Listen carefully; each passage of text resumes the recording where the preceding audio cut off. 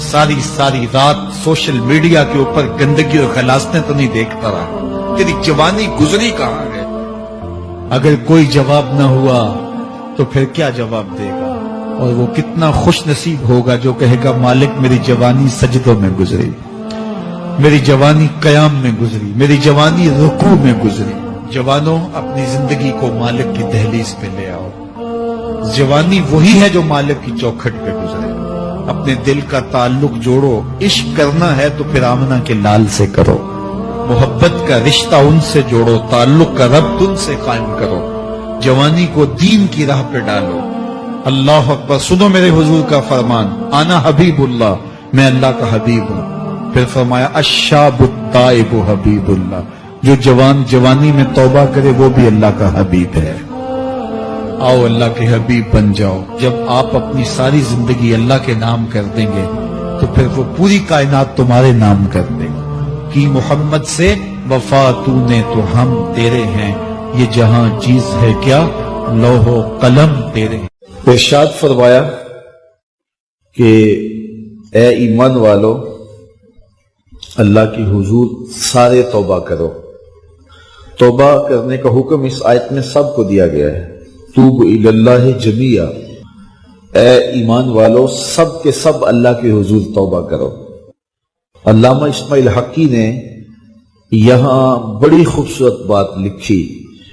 وہ فرماتے ہیں کہ اللہ تعالیٰ نے سب کو توبہ کا حکم دے کے گناہ گاروں کا پردہ رکھ لیا۔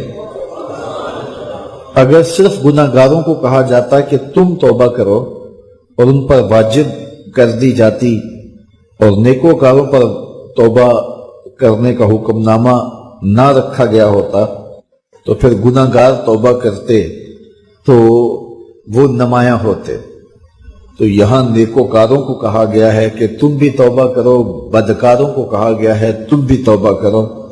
نیک توبہ کریں گے تو درجے بلند ہوں گے، گناہ گار توبہ کریں گے تو گناہ معاف ہوں گے۔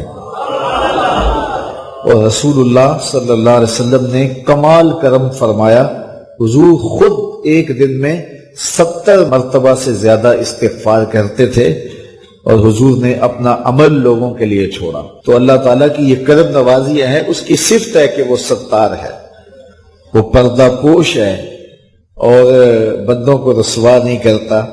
تو اس طرح اجتماعی طور پہ توبہ کرنے کا اس نے ہمیں حکم دیا۔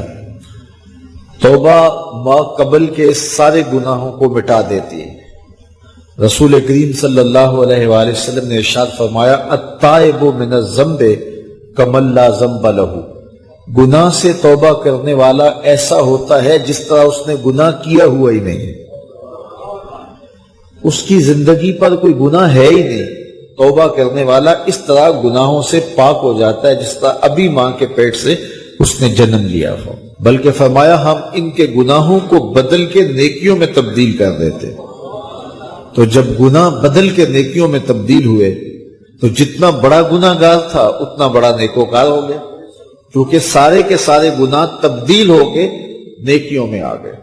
حضور علیہ السلام نے ارشاد فرمایا کل قیامت کے دن ایک شخص اللہ کی بارگاہ میں حاضر ہوگا اور اللہ تعالیٰ اس کو نامہ اعمال دے گا اور فرمائے گا اسے پڑھ۔ تو وہ جب اپنے نامہ اعمال کو پڑھنے لگے گا تو جو بڑے بڑے گناہ ہوں گے تو اللہ سے شرم اور حیا کی وجہ سے وہ نہیں پڑھ پائے گا، تو چھوٹے چھوٹے گناہ پڑھتا جائے گا تو بڑے بڑے گناہوں کو نظر انداز کرتا جائے گا، چھوڑتا جائے گا۔